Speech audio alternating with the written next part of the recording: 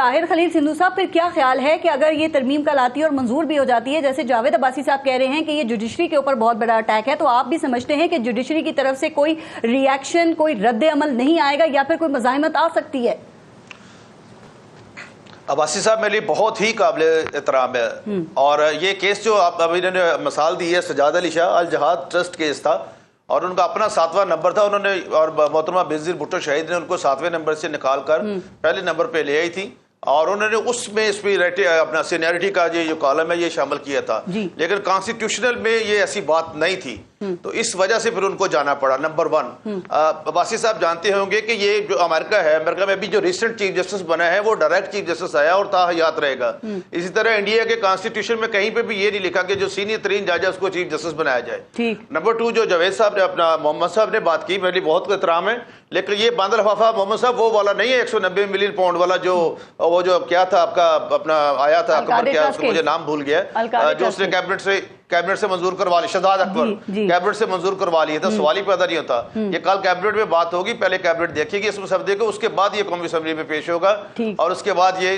کل شام 4 بجے سینٹ میں آئے گا۔ اس لیے ہم کوئی ایسی کام نہیں کہے گی۔ اور دوسرا، میں عباسی صاحب نے جو فرمایا، میں انتہائی بساد احترام کہتا ہوں کہ یہ پرسن اسپیسیفک جو ہے اپنا لیجسلیشن نہیں ہوگی، یہ سب کے لیے ہوگا، جس طرح فوج کا اپنا نظام ہے، بیوروکریسی کا اپنا نظام ہے، جو اسٹیبلشمنٹ ڈوین کے ساتھ جس طرح وہ کہہ رہے ہیں زیادہ فائدہ موجودہ چیف جسٹس کا ہوگا اس میں۔ سر مجھے یہ بتائیے سندھو صاحب کہ اس پہ آئین کیا کہتا ہے؟ دیکھیں جو عام قانون سازی ہوتی ہے اس کو تو سپریم کورٹ اگر چیلنج ہوتی ہے تو کالعدم کر دیتی ہے نا، لیکن کیا سپریم کورٹ 2/3 اکثریت سے منظور کی ہوئی جو ترمیم ہے اس کو بھی کالعدم کر سکتی ہے؟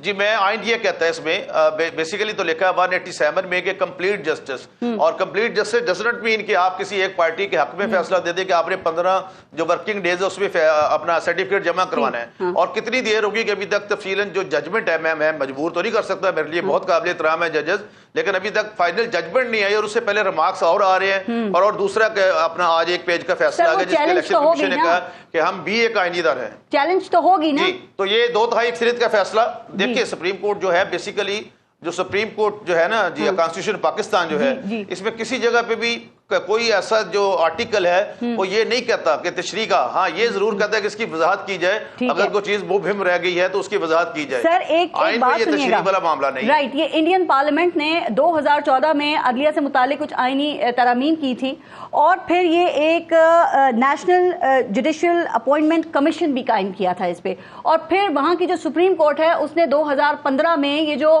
آئینی ترمیم تھی اس کو کالعدم کر دیا تھا۔ تو دیکھیں پریسیڈنس تو ہے نا موجود، ہمارے ملک میں بھی ہے۔ چودھری افتخار صاحب نے، سندھو صاحب کو پتا ہوگا، بیسیکلی اسی لیے چودھری افتخار صاحب نے 1928 سے اس کو کیا تھا۔ جی، چودھری افتخار صاحب نے تو کہا تھا کہ نئی ترمیم۔ عباسی صاحب اسی لیے ہم جو کانسٹیٹیوشنل لا رہے ہیں، پیکج لا رہے ہیں، آئینی پیکج، وہ اسی حوالے سے لا رہے ہیں، اور یہ بہت سارے کنٹریز میں ہے، انٹرنیشنل فورمز پہ ہے، ہم جاتے ہیں پوری دنیا میں، آپ بھی جاتے ہیں ماشاءاللہ، you are highly competent person, تو یہ آئینی پیکج لانے کا مقصد ہی یہ ہے۔ اور 18ویں ترمیم میں یہ تھا، اور 18ویں ترمیم واحد ترمیم ہے جس میں بعد میں آپ کو یاد ہوگا عباسی صاحب کہ عمران خان صاحب نے بھی اس پہ سائن کیے تھے۔ ٹھیک بات ہے۔ تو آپ کی بات سے کیا سمجھے گے، یہ پارلیمنٹ میں یہ ترمیم جو ہے وہ چیلنج نہیں ہو سکتی، یا آپ کہہ رہے ہیں کہ سپریم کورٹ اس کو اسٹرائک ڈاؤن نہیں کرے گی، اور اگر یہ چیلنج ہو جاتی ہے سر تو بھی ایسا کچھ ہو جائے گا کہ یہ اسٹرائک ڈاؤن نہیں ہوگا، یہ رہے گی، برقرار رہے گی ترمیم، یا فل کورٹ بن جائے گا اور میجورٹی ججز کے حق میں فیصلہ دے دیں گے؟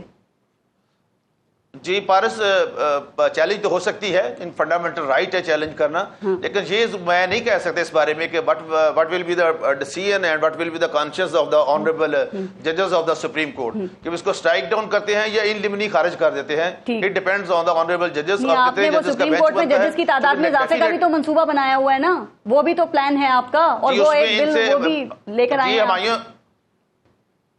جی، ہم نے جو وہ لائے تھے باپ پارٹی والے، عبد القادر صاحب پہلے سینٹ میں، اور اس کے بعد علی ظفر صاحب نے، سینیٹر علی ظفر بہت محترم ہے میرے لیے، میرے سینئر وکیل ہیں، انہوں نے کہا تھا کہ آپ 2 ججوں کی حد تک، سینیٹر محمد صاحب بیٹھے ہوئے تھے وہاں پہ سینٹ میں، کہ 2 ججز کی حد تک ہم آپ کے ساتھ ہیں، اور ہم ایگری کرتے ہیں آپ 4 ججز کا نہ کریں، ان سے پوچھ لیں بے شک۔ ٹھیک ہے، بہرحال وہ بل بھی پائپ لائن میں ہے ججز کی تعداد میں اضافے کے حوالے سے، کہ اگر فل کورٹ بنتی ہے۔ جی بالکل جمع ہے، وہ کروا دیا پرائیویٹ ممبر بل۔ سب سے پہلے 2 بات کہتا ہوں، میں دوبارہ کہتا ہوں، ایک بڑے شخص نے ایک کہا تھا کہ ایک تو نالائق بہت ہے، اوپر سے کوشش بھی نہیں کرتے.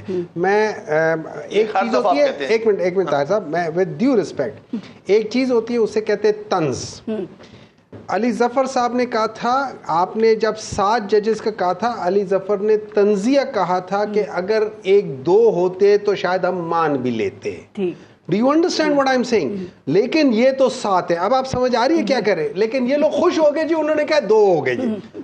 That's what it is. میں پھر دوبارہ کہہ رہا ہوں، بڑے شخص کی باتیں سنا کریں. اب بات آتی ہے جو جاوید عباسی صاحب نے بات کی. دیکھیں میرا بھی کنسرن ایک یہ ہے کہ جب آپ فرض کریں ایز اے گورنمنٹ، میں 5 ججز میں سے جو اس وقت کوشش کی جا رہی ہے 5ویں نمبر کا جج، اور وجہ یہ ہے کہ اس نے ججمنٹ دی ہے کہ یار یہ جو پورے کورٹ کی جو ججمنٹ ہے اس کو چھوڑ نہیں کرتے، جو بھی دی ہے وہ جو بھی ہے نا، میں اس کو لے کر آنا چاہتا. اب طریقہ کیا ہوگا کہ جب وہ 5ویں نمبر پہ، یا جیسے انہوں نے کہا تھا پہلے 7ویں نمبر کو اٹھا، وہ obliged ہو جاتا ہے. جی اب اس سے کیا ہوگا، اس سے جیسے انہوں نے کہا ہے، اس سے انڈیپینڈنس آف جوڈیشری کے اندر پرابلم ہو گئی. اب آپ امیجن کریں ہمارے ملک میں جو سب سے بڑا مسئلہ ہے جی چیف آف آرمی سٹاف کا جو ہم کرتے ہیں کہ بھئی 7ویں نمبر پہ، 4تھے نمبر پہ، 6ٹھے نمبر والے کو اٹھا کے، 13ویں نمبر والے کو اٹھا کے، ان سب لوگوں نے کیا کیا ہے؟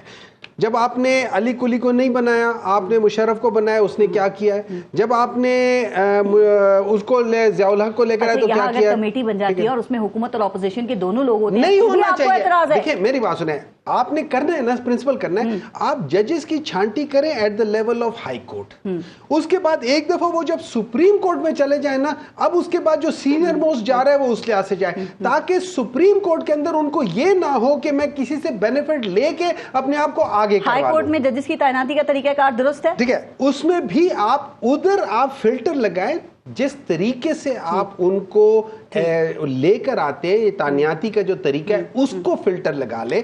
کون ہوگا کیا، یہ نہیں ہوگا کہ یہ میرے چاچے کا بیٹا ہے، یہ میرے فلانے کا چیلنج بیٹا کریں گے. اگر ترمیم آتی ہے، منظور ہو جاتی ہے، تو کیا پاکستان تحریک انصاف اس کو سپریم کورٹ میں چیلنج کرے گی؟ دیکھیں لیٹس پٹ لائک دس، وہ اگر یہ کامیاب ابھی آپ کو یہی نہیں یقین کہ یہ لائیں گے؟ نہیں، یہ آپ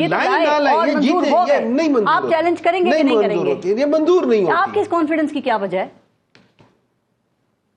اللہ پہ یقین ہے. مولانا صاحب نہیں جائیں گے ان کے ساتھ، گارنٹی دی انہوں نے آپ کو؟ میرا دل کہہ رہا ہے مولانا صاحب نہیں جائیں گے. سندھو صاحب سن لیا، پھر محنت آپ کی رائے گاہ نہ چلی جائے، کیونکہ پی ٹی آئی بھی اتنی ہی محنت کر رہی ہے. اور مولانا صاحب دیکھیں، مولانا صاحب نے ابھی تک آپ کے ساتھ ایک اتحاد میں تو بے شک نہ کریں ہمارے ساتھ، مولانا صاحب بے شک احتجاجی تحریک میں تو مولانا صاحب بے شک ہمارے ساتھ نہ کریں. میں یہ سمجھتا ہوں مولانا صاحب نے یہ دیکھ لیا ہے کہ آپ کو پتہ ہے اس وقت، ابھی ہم بات کر رہے تھے، اس وقت ایون میاں نواز شریف چاہتے کہ وہ پی ایم ایل این چھوڑ دیں. اچھا، ہاں، یہ وہ اتنے تنگ آئے ہوئے ہیں، اتنے تنگ آئے ہوئے ہیں، ان کو بھی انہوں نے کھڈے لائن لگا دیا. مان لے میری بات، مان لے مولانا صاحب اس وقت ان کے ساتھ نہیں جائیں گے. وہ چلے گئے، یہ ان کی پولیٹیکل خودکشی ہوگی. یہ ان کے اپنے پارٹی لیڈرز بھی کہہ رہے ہیں وہ نہیں جائیں گے.